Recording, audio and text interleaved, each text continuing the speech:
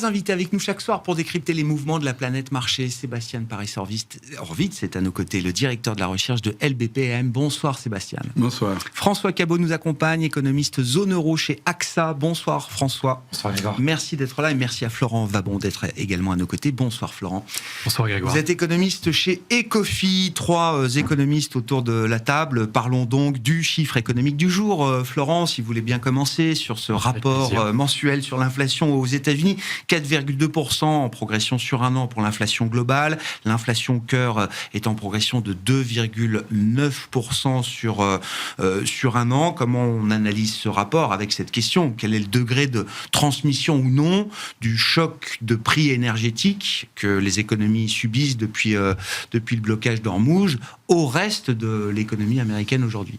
Il est encore difficile de le dire, difficile d'essayer d'estimer véritablement cette transmission. Ce que l'on peut se dire néanmoins, avant que je passe sur l'inflation hors énergie et alimentation, c'est que s'agissant de l'inflation totale, on a quand même l'impression, on en parlait au tout début, que l'inflation énergétique, le pic de l'inflation énergétique a probablement été atteint sur ce mois-ci, ou est en passe d'être atteint peut-être sur le mois prochain, mais sur le mois-ci, on voit quand même qu'on est au pic. Toutes choses égales par ailleurs, évidemment, la situation géopolitique étant évolutive, je dirais, mouvante. On n'est pas à l'abri, effectivement, qu'on ait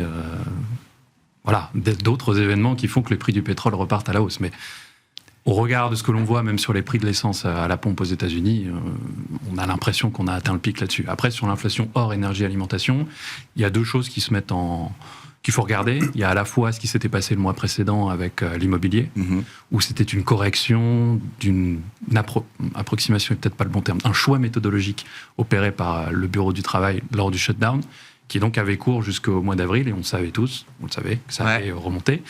Donc on n'avait pas été étonné la fois précédente. Donc aujourd'hui, c'est une sorte de rééquilibrage, de retour à la normale. C'est un tout petit peu plus en deçà que la moyenne habituelle. Donc c'est ce qui explique en partie cette relative surprise au le mois sur le.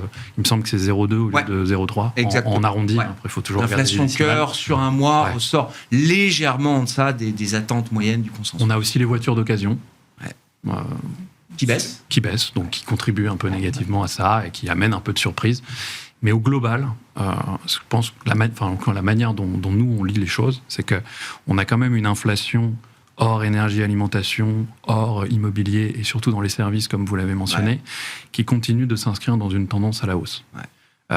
Sur le CPI, c'est un indicateur qu'il faut regarder avec précaution au regard des approximations des choix méthodologiques qui ont été opérés. Si vous pouvez dire approximation, ça ne me choquera pas, mais bon. Je ne veux pas porter le discrédit. D'accord, très bien. C'est tout à votre honneur. Qui a été touchée par le gel des budgets fédéraux, qui est par ailleurs au sous-effectif. Et donc, de ce point de vue-là, effectivement, on regarde plutôt le PCI.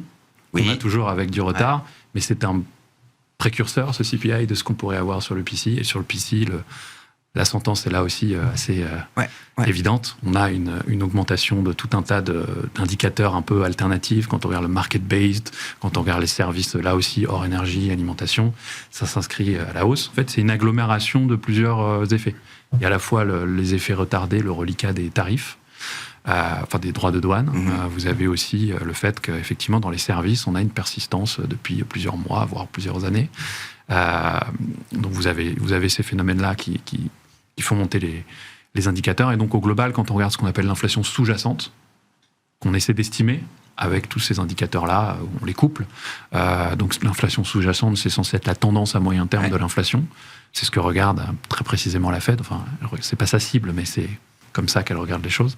Là, on a une accélération sur les quelques derniers mois qui est assez importante. Et donc le marché a raison d'imaginer, voire d'anticiper que cette situation, couplée avec un marché du travail, on peut en parler aussi, qui redonne des signes de dynamisme après le trou d'air de l'automne, de la fin d'année 2025, le marché anticipe qu'il y aura une réponse de politique monétaire de la part de la Fed. Ouais, je pense que c'est plutôt ça. C'est plutôt l'emploi qui a fini d'entériner l'idée que les baisses de taux s'étaient terminées. Parce que jusqu'à présent, il y avait un biais un peu dovish qui avait été conservé. On se souvient d'ailleurs que lors de la dernière réunion de politique monétaire, il y a eu des votes contre, non pas contre la décision en elle-même, exactement, mais plutôt sur les mots les mots employés dans le communiqué de presse. Parce que le communiqué de presse parle d'éventuels ajustements supplémentaires. Et le terme supplémentaire, évidemment, s'inscrit dans la continuité des mouvements précédents, qui étaient des mouvements de baisse de taux. Exactement. Comme ça que le marché le comprend. C'est comme ça qu'il faut le comprendre, d'ailleurs. C'est comme ça que cette fronde s'est matérialisée. Mais vous dites, pas de baisse de taux, ça c'est la première partie de la réponse. Le marché, il va plus loin. Lui, il commence à anticiper sérieusement une pleine hausse de taux d'ici la fin de l'année, maintenant. Nous, par exemple, jusqu'au début du conflit, on était sur le statu quo. Donc nous, on était déjà en décalage par rapport aux baisses de taux du marché. Avant le rapport de l'emploi, je voudrais préciser, on avait changé nos prévisions en se disant, dès le 3e trimestre de cette année, on aurait une augmentation des taux directeurs de la Fed. Donc là, ça vient un peu confirmer ça. Évidemment, un mois, c'est pas une tendance, mais on a quand même une tendance qui s'inscrit quand on regarde les chiffres sur 3 mois glissants, sur 6 mois glissants. Voilà, je serais curieux de savoir ce que... c'est très bien. Florent, on va passer la parole. Sébastien, oui, le marché est convaincu qu'il y aura une réponse de la Fed. Ce qui, effectivement, entache un petit peu la feuille de route de Kevin Warsh, qui n'arrivait pas avec l'idée qu'il allait peut-être devoir assumer un recalibrage de la politique monétaire américaine, en tout cas dans le sens d'une hausse de taux. Ça, ce changement à la tête à un moment un peu critique, c'est vrai que ça va être compliqué, surtout que Kevin Warsh n'est pas un théoricien. Il se veut théoricien, mais c'est pas vraiment un théoricien, c'est pas quelqu'un qui a travaillé la matière. Et il a comme conviction que l'économie américaine peut avoir des taux plus faibles. D'abord, par un paramètre très simple que presque tous les économistes sont en désaccord, le fait qu'il y aurait des gains de productivité va faire que l'inflation va baisser. Alors, à très court terme, ça peut arriver. À moyen terme, a priori, le taux d'intérêt d'équilibre devrait être plus haut. En tous les cas, la plupart des modèles, souvent les gens qui ont des hypothèses comme ça, on leur demande c'est quoi votre modèle. Il n'y a pas de modèle où ça arrive, en tous les cas, à moyen terme. Donc, point important, Sébastien. Si on est dans un cycle de gains de productivité important, c'est quand même l'idée qu'on augmente le potentiel de croissance d'une économie comme l'économie américaine. Et une croissance potentielle plus élevée, c'est une croissance qui peut supporter des taux d'intérêt plus élevés Non, mais c'est pas qu'elle est supportée. Non, mais que les choses soient bien claires pour tout le monde. Dans le modèle un peu trivial, c'est que ça équilibre l'épargne et l'investissement, et c'est ça qui va faire que le taux d'intérêt va être plus élevé. Très clair. Mais c'était presque une boutade. Je lis très simplement la façon dont il arrive à la tête de la Fed avec un deuxième chapeau, celui-là beaucoup plus lourd à porter que celui du chef qu'il a élu pour qu'il soit, ou qu'il a nommé plutôt, pour qu'il soit à la tête de la Fed. Et ça serait difficile, c'était déjà difficile pour Powell, même s'il a résisté à la pression du président des États-Unis. On sait bien qu'il n'est pas sympathique, en tous les cas, quand il se met à avoir un bouc émissaire. Et ça va compliquer. Alors ça peut faire, pour beaucoup, dire, bon, bah non, mais ça, c'est pas important, hein, c'est du bruit. Non, ça crée du bruit dans la façon dont la Fed mène sa politique, et ça crée du bruit sur un facteur très important que même Warsh insiste, c'est l'indépendance. Et donc, si le marché se met à douter de cette indépendance, ça peut créer un problème, surtout s'il agit dans ce sens. Maintenant, agir, c'est très difficile parce qu'il y a un comité de politique monétaire, c'est pas lui qui décide, et c'est jamais arrivé. C'est jamais arrivé que le président vote contre les autres. Autant certains membres peuvent voter contre le président ou contre la décision commune, majoritaire. Mais mettre un président en minorité... je pense que ça n'est jamais arrivé, et je pense qu'il est assez intelligent pour que ça n'arrive pas. Il n'empêche que ça sera un des débats. Mais ça va créer du bruit. Mais je pense que l'essentiel pour les économistes, pour l'ensemble de la place, c'est essayer d'analyser qu'est-ce qui se passe dans l'économie américaine. Et une des raisons de ces pressions inflationnistes, d'abord, c'est une sorte de bruit qui persiste d'une période inflationniste qui a été provoquée par des erreurs de politique monétaire, mais beaucoup ont fait cette erreur de penser que l'inflation allait descendre toute seule, etc. Donc, on a eu un choc inflationniste élevé, et quand il a été très élevé, malgré la rapidité avec laquelle s'ajuste l'économie américaine, il reste parfois quelque chose, on appelle ça l'hystérèse, c'est-à-dire une sorte de bruit qui nous accompagne, et les États-Unis ce bruit a persisté. Et c'est pour ça que je pense qu'il y avait une sorte de consensus. Les Américains étaient plus agressifs, comme quoi l'inflation allait tomber comme une pierre. N'empêche que ce qu'on voyait, même avant le choc qu'on vient d'avoir, qu'il y avait... Ça commençait déjà à tourner dans le mauvais sens. Dans tous les cas, bien sûr. Et pourquoi ? Parce que l'économie américaine résistait. Et cette résistance, on le voit, le taux de chômage reste dans ce que... La plupart des gens disent c'est l'équilibre, on est proche de l'équilibre ou pas loin. Et donc il y a des pressions qui persistent. Et le comportement des agents est celui, quand on demande aux gens c'est quoi votre prévision d'inflation, c'est pas bon à utiliser dans les modèles parce que ça marche pas super bien. Il n'empêche que les gens vous disent que l'inflation à moyen terme va continuer à progresser de façon élevée. Donc je crois que la Fed doit faire quelque chose. Je pense que le premier geste sera pas de monter les taux tout de suite. Pas la semaine prochaine. Pas la semaine prochaine. Et donc, Walsh doit accompagner ce mouvement. Et c'est pour ça qu'on est un peu dans l'incertitude, parce qu'on ne sait pas comment il va communiquer et quel type d'effet ça aura sur le marché. En même temps, vu les dissidences qu'il y a eu au cours du précédent FOMC, ça facilite presque d'une certaine manière l'entrée de Kevin Warsh en jeu. Puisque 3 dissidents qui veulent abandonner le biais accommodant, comment va-t-il pouvoir résister à ça après les chiffres d'emploi, après l'inflation ? Il va quand même devoir se rendre à l'évidence et il en informera la Maison-Blanche de cette manière. Elle est là, la pression. Il y aura des baisses de taux, mais là, ce serait une erreur de délivrer des baisses de taux aujourd'hui. Est-ce que vous voulez que je fasse une erreur, cher président ? Non. Non, parce que pour Trump, c'est pas une erreur. Il l'a dit il y a peu de jours que lui, il pensait que les taux devraient être à 1. Non, mais c'est la subtilité du moment. C'est la subtilité du moment. C'est-à-dire que ce que vous dites, c'est très rationnel. C'est ce qui devrait se passer. Et Warsh, qui avait donc tout le monde lui prête cette idée que c'était un hawk. Le problème, c'est qu'il voulait monter les taux quand il fallait pas. Et donc, il disait que le danger de l'inflation. Donc, je ne sais pas quel modèle, justement, il a en tête. Il n'empêche, Grégoire, qu'on a cette période avec Trump, on vit des surprises après surprises. Ce qu'il a dit pour contenter peut-être Trump, on va voir dans la réalité, est-ce que cette évidence, comme vous dites, cette évidence fait qu'il va dire, non, là, il faut se calmer, on va enlever même toute allusion à quelque chose qui irait vers une accommodation rapide, c'est possible. En tous les cas, le moment est très particulier pour ce monsieur et pour nous tous, parce que c'est important. Et le dernier, un dernier point pour passer la parole, c'est il n'empêche que sur le marché, on voit que les taux restent élevés, même s'ils n'ont pas bougé. Les taux réels remontent. Mais dans les taux réels se cache ce mystérieuse chose que la prise de terme, en tout cas, le risque de tenir un actif, même si c'est le plus protecteur ou considéré le plus protecteur, il y a quelque chose qui s'est installé. Et c'est pas seulement le budget, mais il y a quelque chose qui s'est installé et cette incertitude est peut-être là. Et malheureusement, on peut vivre surtout avec des taux plus élevés et ça a une incidence sur l'ensemble des marchés parce que c'est un benchmark pour pricer, comme on dit, les marchés. Bon, je crois que derrière Trump, c'est Scott Bessent. Je crois qu'ils veulent voir les taux longs baisser. Enfin, ils aimeraient bien avoir des taux longs plus bas.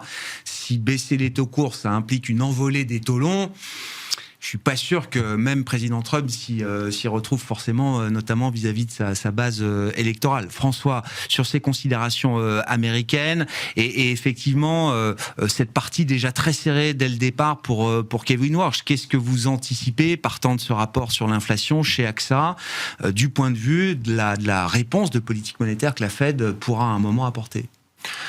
Alors que rajouter sur l'inflation, pas grand-chose, si ce n'est que peut-être en résumé, c'est le tapis rouge pour Kevin Warsh c'est ça. On est en attente. Peut-être à son désagrément le plus profond, mais où finalement toutes les données indiquent effectivement un marché du travail qui se stabilise, qui n'est pas plus tendu que ça. On regarde comme les indicateurs de capacité qui ne sont pas au plus tendus, les salaires des salaires. Il faut quand même se rappeler que le pouvoir d'achat du moyen de notre ami concitoyen américain est en baisse, moins 0,7% en rythme annualisé. Donc ça c'est quand même, on s'inscrit dans une dynamique... Avec des salaires réels en baisse, là, depuis les 2 derniers rapports sur l'inflation. on a une inflation supérieure à la croissance des salaires. Je pense que c'est quand même quelque chose de nouveau et qui fait que la consommation des ménages, qui a été quand même un facteur de résilience de l'économie américaine, va en pâtir. Hein. Alors on a les effets richesse marché, on a effectivement encore attendez SpaceX, là, voilà. Ça va décupler les effets richesse. On a aussi du creusement dans l'épargne qui a eu lieu, qui fait que jusque-là ça a relativement bien tenu. Mais voilà, nous on est quand même plutôt dans l'avis que la Fed n'a aucune raison de bouger, évidemment ni la semaine prochaine ni jusqu'à la fin de l'année, avec effectivement l'idée que on retire le biais accommodant. Ça fait pleinement sens. Et ça peut suffire. Et ça peut largement suffire. Avec évidemment l'idée que la situation qui est devant nous est extraordinairement incertaine et volatile, et à voir effectivement comment tout ça se normalise, notamment, et on l'a pas évoqué, je pense que c'est important de le dire, la politique budgétaire qui a également soutenu la consommation et peut-être également les prix pendant ce premier semestre. Là, on arrive au bout des remboursements de crédits d'impôt, et donc du coup là, effectivement, on se retrouve un peu avec une nouvelle norme à analyser pour dans l'été et le 4e trimestre. Et en tout cas, pour l'instant, tous les indicateurs entre guillemets sont ouverts à ne rien faire. Ouais, j'entends. Donc là-dessus, je pense qu'il y a D'ailleurs, le marché n'anticipe pas de hausse de taux immédiate. Je crois qu'elle est plutôt anticipée autour de décembre. Entre octobre et décembre, et puis en cumulé. Et donc, pour revenir et pour conclure mon propos sur la prime d'inflation qu'on a eu là aujourd'hui et qui n'a pas été évoqué, c'est alors oui, on a probablement eu le pic de l'impact direct énergétique avec les prix de l'énergie évidemment qui sont en reflux depuis, mais on n'a peut-être pas vu la transition en direct. Donc là, on est sur les airfares avec donc les billets d'avion. Les billets d'avion qui remontent très fortement, qui font que les services sous-jacents augmentent. Mais ça, c'est le biais, on va dire, logique. On y est tout juste après le choc. On n'a pas encore vu, entre guillemets, les vrais effets indirects sur l'inflation, sans même parler de ce qui peut se passer sur le marché du travail. Donc là-dessus, il y a quand même beaucoup de choses encore à découvrir qui, pour certains, effectivement, justifient d'avoir à l'arrière du chemin, effectivement, une remontée des taux. Pour nous, on est encore trop loin parce que, effectivement, la dynamique de consommation va s'essouffler, qui va en fait revenir en compenser ces effets à la hausse, et donc du coup qui nécessite effectivement un stand-by de la Fed jusqu'à la fin de l'année. Sur le sujet de la résilience d'une économie comme l'économie américaine aujourd'hui, c'est quoi les points de force et les points de vulnérabilité?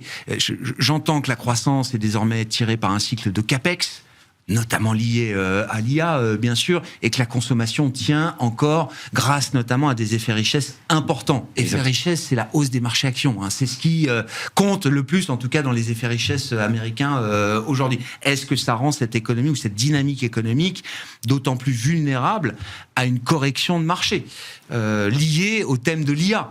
C'est pas notre sujet direct, mais ça peut devenir un sujet pour les économistes si jamais se matérialisait une correction boursière un peu sévère. Ah oui, absolument. Et ce d'autant plus que le plus longtemps ce conflit continue, le plus longtemps l'Asie et donc la Corée, pour ne pas la nommer, grande productrice de semi-conducteurs, fortement exportatrice vers les États-Unis, peut venir enrayer et casser cette dynamique-là, parce qu'effectivement, c'est un cercle pour l'instant très vertueux, mais qui est mis à mal. Et pour l'instant, on se rend compte que, bon an, mal an, les prix de l'énergie et pétrole y compris ne reflètent pas exactement les tensions qui sont sur le prix du détroit d'Ormuz, parce qu'on se rend compte qu'il y a des comportements un peu nouveaux qui sont en Chine, en Europe, qui font que les prix de l'énergie sont pas exactement, reflètent pas la tension qui existe. Maintenant, évidemment, plus longtemps ceci arrive, plus l'impact industriel sur les semi-conducteurs va avoir lieu, et puis également aussi les effets non linéaires qui tout d'un coup peuvent qui existent toujours, qui existent. On a beaucoup parlé au début du conflit, et qui sont naturellement de plus en plus probables le plus longtemps que ce conflit continue. Donc là-dessus, il faut rester quand même très prudent, et c'est la raison pour laquelle justement nous, dans notre équilibre de risque, on considère plutôt que la Fed devra maintenir ses taux à 3,75 à fin d'année, puis même à la fin 27, pas besoin de bouger. Oui, donc une pause longue encore qui s'installe pour la Fed. Alors, je dis pas qu'on parle plus d'Ormuz, mais c'est vrai qu'on a beaucoup parlé, discuté de ces risques non linéaires, de ces risques de disruption sur les marchés physiques d'approvisionnement de pétrole et de produits dérivés du pétrole. C'est vrai que le pétrole, les cours se sont un peu détendus ces dernières semaines. On a l'impression à nouveau que le marché, que les économies, que les agents économiques ont toujours cette capacité à s'adapter à une nouvelle réalité qui dure, alors qui changera encore de profil, j'imagine, dans les prochains mois. Il y aura sans doute une résolution à un moment ou à un autre, mais évidemment, on est déjà en dehors complètement du scénario sur lequel on se fondait aux premières semaines du conflit. Et pourtant, ça tient. Il y a deux éléments d'explication. Bon, il y en a sans doute plusieurs, mais deux principaux, on va dire. Effectivement, il y a une forme d'adaptation. Je lisais un article du Financial Times tout à l'heure qui disait qu'effectivement, un raffineur polonais avait réussi à diversifier ses zones d'approvisionnement, etc. Donc, il y a un effet... Mais en fait, c'était un peu pareil, si vous vous souvenez bien, pendant le moment... Alors, le Covid, d'une part, mais plus récemment encore, on avait eu des attaques en mer Rouge des Houthis. Oui, bien sûr. Et effectivement, on avait eu un narratif qui commençait à s'installer sur une nouvelle vague d'inflation, etc. Et on s'était rendu compte qu'effectivement, les armateurs, notamment, étaient capables de s'ajuster, de rerouter, bien sûr. Pas français, je crois, mais rerouter, voilà, trouver des voies de contournement. Donc il y a ce point-là. Il y a un autre point, c'est qu'il y a quand même une aide. C'est un peu l'éléphant dans la pièce, c'est les réserves stratégiques qui sont quand même en train de diminuer et qui soutiennent le marché. Et alors en fait, il y en avait trois des éléments. Jamais 203. Il y a aussi le stock de la Chine. Enfin, le fait que la Chine ait stocké pendant de longs mois avant le conflit. Que désormais elle importe moins d'hydrocarbures et donc forcément ça fait moins d'acheteurs. Ça pèse moins sur le marché. Et ça pèse moins. Mais tous ces amortisseurs, ils sont temporaires, par nature. A priori. Et donc c'est effectivement ce qui vient d'être dit et c'est quelque chose qu'on ne maîtrise pas, il faut être tout à fait honnête. Et le plus longtemps cette crise dure, le plus longtemps on peut s'attendre à ce qu'il y ait des effets décalés dans le temps. J'aimerais juste bien sûr. revenir sur deux points. Il y a le taux neutre qui a été évoqué et il y a aussi le fait qu'il faut essayer de découvrir il reste encore beaucoup de choses à découvrir. En fait, je pense qu'il y a aussi une question en filigrane, et même pour Kevin Warsh, en fait, c'est l'idée que est-ce que la politique monétaire, alors peut-être qu'on ne sera pas d'accord là-dessus, mais est-ce que la politique monétaire aujourd'hui américaine est encore restrictive ? C'est une partie du débat. C'est une partie du débat, et effectivement, c'est une des raisons aussi pour laquelle on est sur nous. L'idée qu'effectivement les hausses de taux arriveront un petit peu plus tôt que ce que anticipe le marché. Elle n'est plus suffisamment restrictive. Oui. Elle est neutre pour vous aujourd'hui. Il y a des zones d'incertitude, celle qui a été évoquée. Pour Powell, elle était dans c'est le haut de la fourchette du taux neutre. C'est comme ça que Powell avait présenté les choses. A priori, sachant que c'est une fourchette qui peut être. Non, mais c'est une variable économique qu'on essaie d'estimer par tous les moyens, et il faut être très humble sur la question. Les écarts, les bornes d'estimation sont très larges. Donc effectivement, on peut quand même se poser la question avec cette réaccélération du marché de l'emploi, cette inflation avec un effet d'inertie qui même en plus est en train de réaccélérer. Alors effectivement, la tension sur le marché du travail est revenue à 1 pour 1, grosso modo. Donc il y a eu une forte détente. Les salaires, quand on regarde certaines métriques, sont aussi en train plutôt de décélérer. Presque dans la zone de l'inflation cible à 2%. Mais quand bien même, on ne peut pas s'empêcher de se poser cette question de savoir si effectivement la politique monétaire américaine est toujours, alors non pas restrictive, mais en tout cas, est-ce qu'elle est est-ce qu'elle est moins à la neutralité que ce qu'on pensait jusqu'à présent. Et ça, c'est une question pour Kevin Warsh. Je pense tous très curieux autour de la table de voir comment il va aborder ça va être un moment important de voir le personnage, l'entendre, l'écouter, voir comment il se comporte, la manière dont il répond aux questions. Enfin, tout ça va être, j'imagine, analysé de près par les investisseurs et les watchers, comme on dit. Oui, bien sûr. C'est important, ces moments de changement. Nous, parce que j'ai oublié de dire quelle est notre position. Nous, ça fait longtemps qu'on a gardé une politique inchangé de la Fed depuis le début d'année, même avant en 25, on pensait qu'il ne pouvait plus bouger parce qu'il y avait cette inertie sur l'inflation et que l'économie résistait. On n'a eu qu'un petit trou d'air sur la conso depuis plus rien. Donc je voulais préciser quelle était l'opposition parce que vous vouliez savoir qu'est-ce que chacun pensait. En revanche, pour l'avenir, je pense que le risque a augmenté, que les taux montent. Et ce qu'on a appris, et c'est quelque chose de récent, et Warsh ne va pas le changer, la Fed est devenue extrêmement empirique. Il n'y a que Bernanke qui a introduit un élément un peu théorique, plus économiste, etc.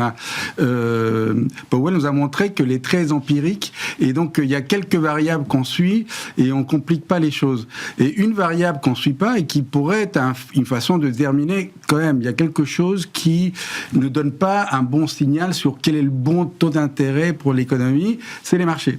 Les marchés, marché continue à monter, il n'y a pas de limite. Alors on peut se dire, c'est normal, hein, tout le monde veut des puces, et le marché est là pour dire, tous les puces, c'est plus cher, et ça monte, et ça monte. Et donc on se retrouve avec des conditions financières dans l'économie qui sont extrêmement accommodantes. Qui se détendent, bien sûr. Et la Fed est tergiverse, est-ce que je dois monter les taux, c'est pas grave, etc. Or, ça donne des effets de richesse réelle, etc.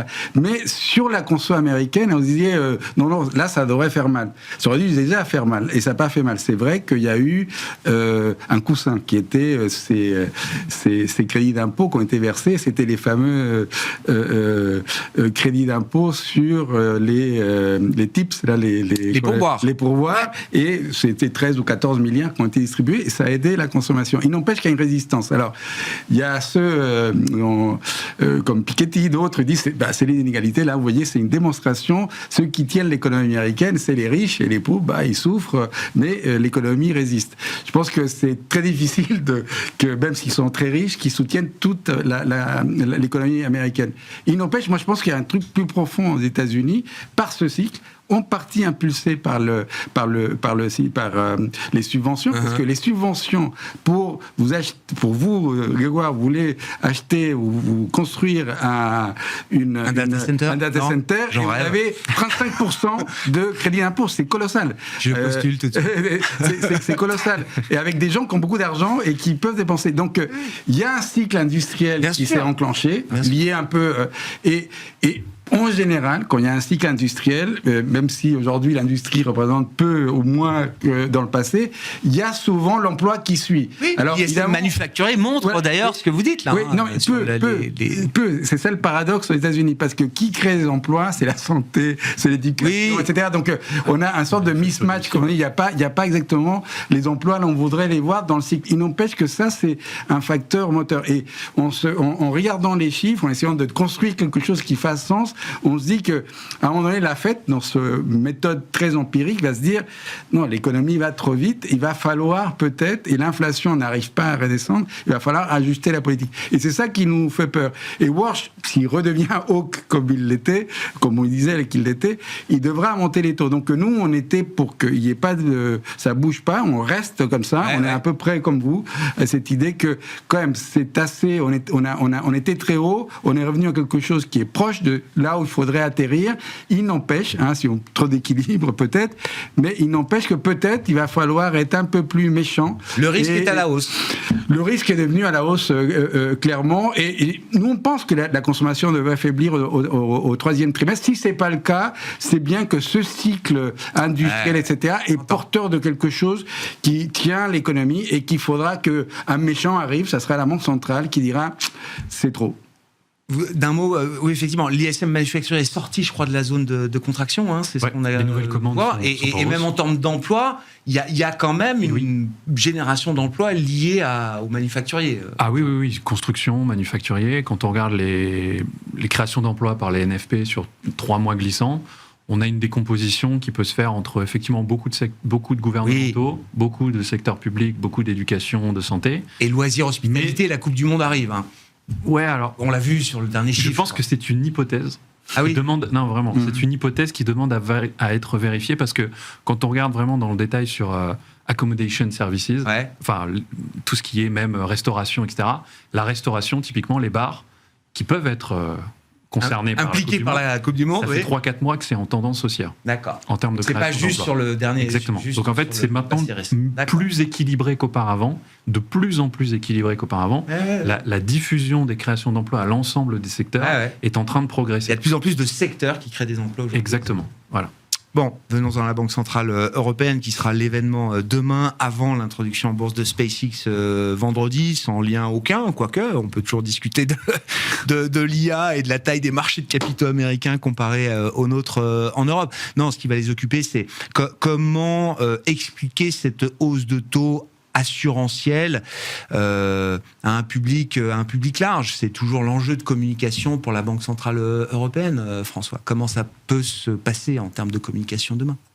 Je pense qu'effectivement, la grosse question pour moi, c'est plutôt qu'est-ce qui se passe après juin que juin. Je pense que la juin, ça a été largement télégraphé, au sens où la croissance tient relativement bien, au T1 en tout cas, si on exclut nos amis irlandais.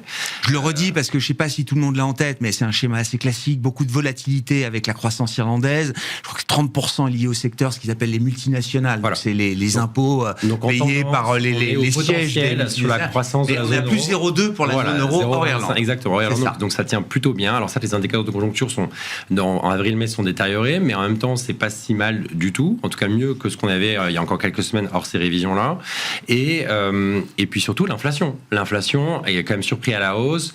Alors je suis pas tout à fait certain que la surprise à la hausse sur l'inflation sous-jacente de mai sur les services notamment indique beaucoup de choses. Je pense que c'est plutôt à à attendre en tout cas d'avoir des éclaircissements là-dessus. Mais en tout cas, ce qui est clair, c'est que les prix de l'énergie a augmenté, qu'on va avoir des effets indirects qui vont se matérialiser et que d'après nous, ils vont avoir une trajectoire d'inflation totale plus élevée qui va les toucher, voire aller au-dessus des 3% en moyenne cette année, et surtout une inflation sous-jacente qui va être en phase d'accélération. Et donc là, nous, c'est exactement le mouvement qu'on a fait entre nos prévisions de mars-avril à avril-mai, avec ce choc qui se décale et qui prend du temps. On se rend compte qu'effectivement, ça va mettre du temps, ça va s'ancrer dans l'économie. Rentrer dans le système. Exactement. Alors pas dans la mesure où on va avoir une crainte d'une boucle prix-salaire, du tout, mais par contre, ça nécessite effectivement un ancrage de crédibilité et donc du coup de réactivité. Donc pour le mois de juin, donc là-dessus, nous on est tout à fait au clair. Et d'ailleurs, c'était notre call depuis début mars. Avril, ça sert à rien. Faisons juin qu'on y verra plus clair. Et par contre, pour après juin, effectivement, je pense qu'il y a 2 messages clés qui vont être donnés. C'est on n'y voit quand même pas très clair. Et là, je pense qu'il y a 2 arguments clés. C'est évidemment, le conflit reste avec nous et avec les questions de non-linéarité et ce qui peut arriver. Et 2, effectivement, la question de quels sont les comportements et l'adaptabilité des comportements qui sont. Est-ce qu'on... Alors pour schématiser, est-ce qu'on peut être dans un scénario un peu à la Covid, où on se retrouve avec des consommations réelles de prix, à la pompe, qui diminuent très fortement en Europe, pas qu'en France, mais dans toute l'Europe. Vous regardez les ventes de détail, on a des données là-dessus, on a quasiment moins 3% sur le mois d'avril. Donc, et est-ce qu'au contraire, ça pourrait alimenter une autre consommation, une consommation de services, une consommation d'autres biens? Donc c'est une question qui reste largement posée, qui pourra alimenter une forme de résilience de cette économie qui continue. Mais en tout cas, point d'interrogation là-dessus. Donc, on attente. Et ça va se refléter dans la communication donc demain. On reste data dependent, on reste meeting by meeting, etc. Par contre, on a peut-être envie d'aller faire juste plus qu'une hausse de taux au-delà de juin. Pourquoi ? Parce qu'effectivement, dans ces révisions de baseline qui vont être faites, de leur scénario macroéconomique, c'est effectivement une inflation sous-jacente qui va être en accélération, qui devrait tourner autour de 7,8 en accélération par rapport à 4,5 cette année. Et donc, du coup, quelque chose qui s'ancre un peu plus. Et puis, le dernier élément, et je m'arrêterai là-dessus, c'est comment est-ce qu'ils communiquent en termes de scénario. En mars, ils avaient des scénarios qui étaient uniquement biaisés à la hausse, avec un scénario baseline sévère et... sévère et adverse et sévère qui n'était que de plus en plus horrible pour l'inflation. Est-ce que là, on reste sur cette dynamique-là, ou est-ce qu'on peut avoir quelque chose de plus mettre un scénario d'amélioration? Et voilà, avec un entre guillemets des dommages sur l'économie et du coup sur le PIB qui pourrait indiquer que oui, on peut monter les taux un peu plus loin, mais on peut aussi les baisser après. Et ce qui est intéressant, c'est que pour l'instant, le marché ne price absolument pas ça. Vous avez quasiment, pas tout à fait 3 hausses, 2 hausses et un peu plus jusqu'à avril, printemps prochain. Et ça redescend pas. Et ça, c'est quand même très étonnant. Donc là-dessus, je pense que ça va être intéressant de suivre sur le data dependence, évidemment, mais effectivement, comment est-ce qu'ils argumentent sur ces scénarios sur lesquels on les attend beaucoup, effectivement. Si la BCE monte 2 fois ses taux cette année, est-ce qu'elle sera capable de les rebaisser effectivement derrière, si la situation le permet, si la situation se normalise, ou est-ce qu'il y a une forme d'asymétrie toujours du point de vue de cette fonction de réaction de la Banque Centrale Européenne? Ça me paraît un peu délicat de les rebaisser par la suite. Parce que, alors ça a été mentionné, on a du mal à savoir si la hausse du mois de mai est liée ou pas à une transmission plus large du choc énergétique, puisque l'inflation dans les services en glissement annuel est passée de 3% à 3,5%. Il semblerait quand même on s'attendait à des effets de base indirects, pas du tout liés à la crise énergétique. On n'a pas le détail complet, donc on ne sait pas vraiment. Donc ça peut être un point qu'éventuellement ils pourraient éclaircir, mais je pense pas, mais ils vont le citer quand même. Pourquoi est-ce que, à mon sens, ça va être difficile de les baisser par la suite? C'est que, d'une part, il y a on parlait du taux neutre pour les États-Unis tout à l'heure, on pourrait éventuellement le citer pour la zone euro, c'est que dans leurs estimations, le taux de 2% on est, on va dire, au milieu. Ouais. Je schématise, mais on est au milieu de la bande de fluctuation d'estimation du taux. Qui est entre 1,5 et 2,5%. Voilà. Donc s'ils montent d'un cran, ils vont le faire en juin. Ils se sont effectivement un peu avancés. Un peu trop, ou peut-être, je ne sais pas. En tout cas, ils se sont avancés, ils vont le faire.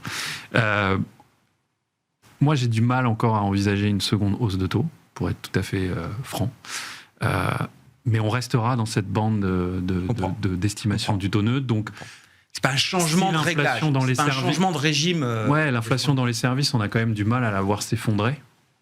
D'autant plus si effectivement on a quand même une transmission de ce choc énergétique vers les services, vers de manière plus large. L'inflation dans les biens industriels ou non énergétiques a aussi un peu augmenté. Probablement là, c'est un peu plus le reflet de ce choc énergétique, de l'accroissement des tensions logistiques, etc. Étant donné qu'ils sont prudents, s'ils ne voient pas d'effet très marquant sur l'inflation avec des taux à 2,25 ou à 2,50, si on est dans un scénario de 2 hausses de taux, ils s'arrêtent. Oui. Ils pourront les baisser à un moment donné, mais sans doute pas immédiatement. Ils seront dans une dynamique, d'autant plus si en plus le choc, si la guerre en Iran se termine, on a un accord. Mais vous dites, si on reste dans cette bande large de fluctuation autour du taux neutre, ça veut dire qu'il n'y a pas de... Le prix économique à payer sera marginal de cette ou de ces hausses de taux. Je serais pas aussi je serais pas aussi optimiste. Il y a un prix économique à payer. Je pense quand même qu'on est sur on était en phase de réaccélération de l'activité. C'était le début d'année. Avant la guerre, on pensait qu'il y aurait des hausses de taux un peu plus tôt d'ailleurs, mais pour des bonnes raisons, si je puis dire, parce que la demande s'accroît, des pressions inflationnistes, etc. En fait, les conditions initiales sont quand même très importantes. Les conditions initiales à partir desquelles le choc énergétique s'applique, la guerre en Iran. On n'est pas sur un marché de l'emploi qui était extrêmement tendu, on est sur des indicateurs dans les enquêtes auprès des entreprises qui, sur l'emploi, sont plutôt en train de se dégrader, et beaucoup plus rapidement qu'en 2022, avec des pressions, des prix de vente finaux anticipés qui, sur le mois de mai, il faut être très prudent, ont légèrement diminué. Prix de vente finaux anticipés par les entreprises, tous secteurs confondus, y compris dans les services. Donc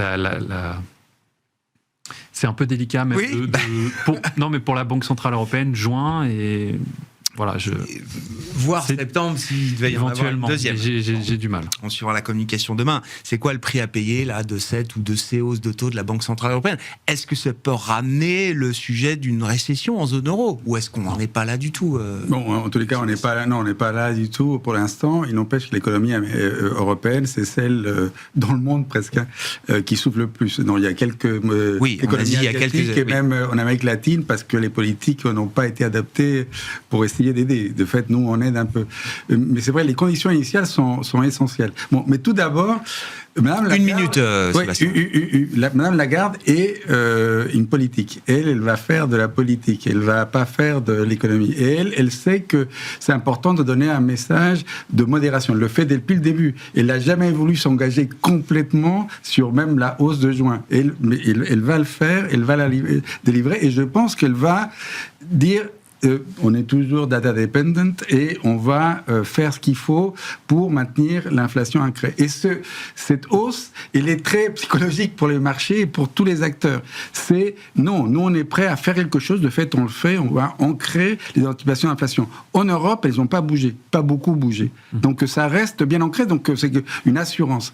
Et maintenant sur la dynamique européenne, le choc, il est assez brutal. De fait, c'est pour ça qu'on commence à voir ça coûte en emploi. Pour l'instant, on était au plein emploi. Jamais le taux de chômage était si faible. Et donc, je pense que faire plus à ce stade me paraît un risque. Bon, de toute façon, ils vont déjà faire ce qu'ils ont à faire demain. Ce sera le sujet. Et puis, effectivement, on verra d'ici septembre. Mais comme pour la Réserve fédérale américaine, beaucoup de paramètres peuvent encore évoluer d'ici le mois de septembre. Merci beaucoup d'avoir été avec nous ce soir. Sébastien Paris-Sorvitz, LBPM, François Cabot, AXA et Florent Wabon, Ecofi.